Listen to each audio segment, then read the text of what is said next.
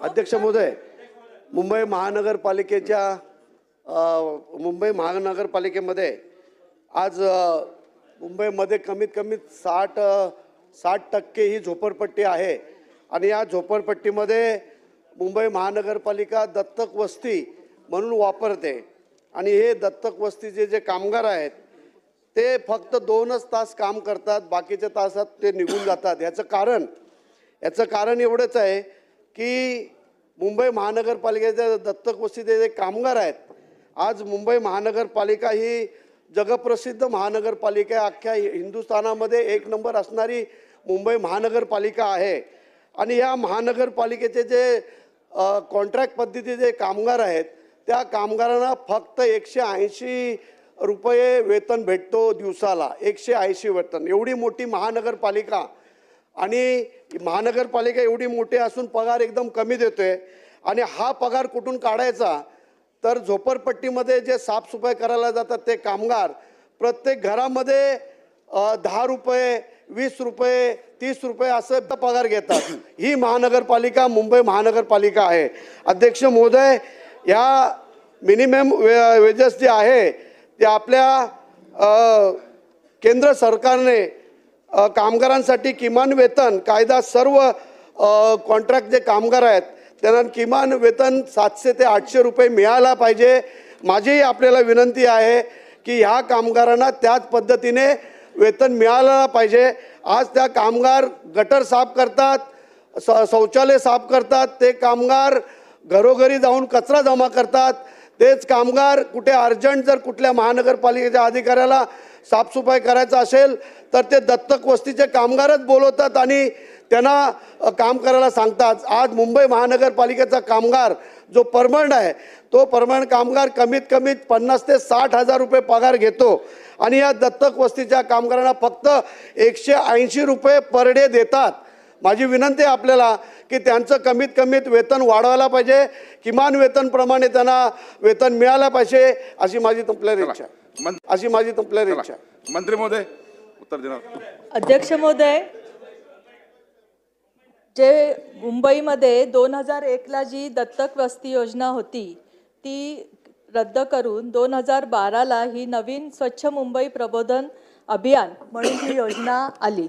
अध्यक्ष महोदय, याच्यामध्ये 150 घरांचं एक युनिट केलं गेलं आणि त्या एका युनिटसाठी दर महिना सरकार 5400 रुपये आणि 600 रुपये प्रबोधनासाठी असे त्यांना 6000 रुपये देतात। आणि हे कसं आहे की ज्या स्वयंसेवी संस्था पुढे येतील आणि स्वतः की बाबा अशासकीय संस्था सगळ्या की ह्याच्यामध्ये काम करायला ज्या पुढे येतील, ज्यांना असं वाटतं की आपली वस्ती स्वच्छ राहायला पाहिजे, त्या वस्तीतल्या लोकसहभागातून ती योजना राबवावी अशी संकल्पना आहे अध्यक्ष महोदय।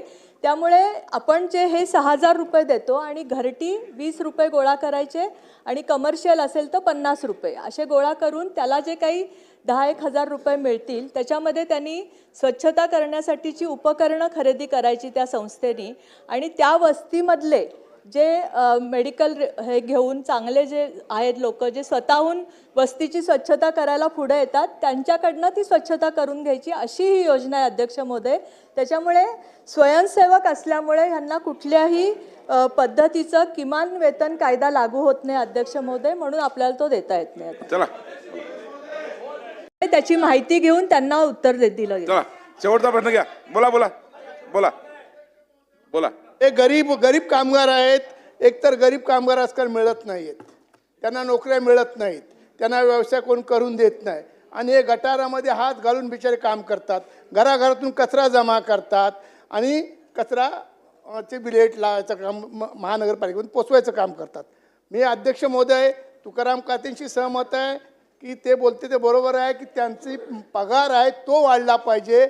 आजकाल बेसिक वेतन आपलं किती आहे ते बघा आणि त्यांना देणारा पगार किती आहे ते बघा। त्यांना पगार दिला साहेब ते काय करतात माहिती आहे, त्यांना पगार भेटत नाही, मग ते प्रत्येकाच्या घरी जातात 10 रुपये मागतात आणि काय काय लोक त्यांना भिकाऱ्यासारखे हाकलून सुद्धा लावतात। आता त्यांच्यावर दुसरी परिस्थिती उरली नाही म्हणून मी मंत्री महोदयांना सांगतोय हा मुंबईच्या विषयाच्यावर सखोल अभ्यास करा आपण आणि याच्यामध्ये यांना मानधन वाढून द्या आणि आणि ज्या अध्यक्ष प्रश्न घ्या साटम साहेब जे बोलले एक मिनिट साटम साहेब माझा विषय तुमच्यामध्ये मी नाही बोललो साठम साहेब, प्लीज. बोला, साठम माझ्याकडे साहेब बोलू, बोलले माझ्याकडे ते बोलू. जे काही अधिकारी, ऐका साहेब, जे काही अधिकारी ह्याच्यामध्ये भ्रष्ट असतील, कारण ते पेमेंट त्यांना करतात त्यांच्या कॉन्ट्रॅक्टर, त्या संस्थेला, त्या अधिकाऱ्यांची चौकशी लावा. आणि पण ह्या कामगारांचं मात्र पेमेंट वाढवा. आणि ते जसे साठम साहेब बोलले, त्यांना दिवसातून 2-2 काय, मी तर सांगतो 3 वेळा कचरा उचलायला लावा.